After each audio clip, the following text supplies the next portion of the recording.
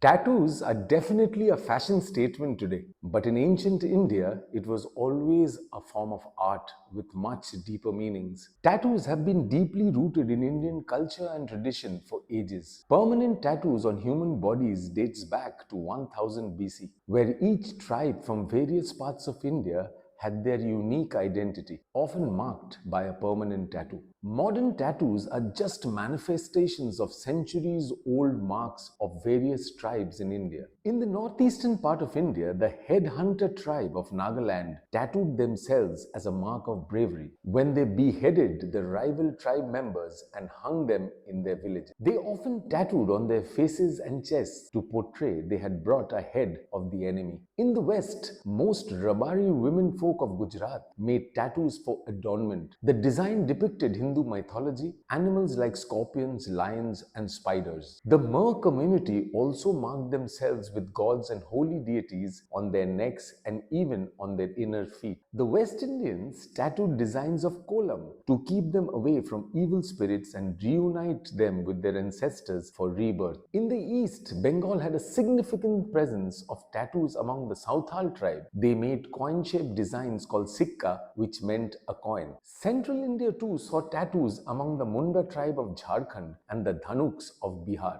The Mundas tattooed three vertical lines on their forehead, which symbolized the mark of victory over the Mughals in three occasions. Whereas the Dhanuks of Bihar marked faces and bodies of women in their community to make them look less attractive, in order to keep them safe from abduction, kidnapping, and rape from enemies. The southern Indian nomadic tribes like the Kotharis did tattoos as business initiative. They bartered food grains, spices, and vegetables in exchange. With the influence of the pop culture during the 70s, these Indians marking creatively got transformed into modernized versions.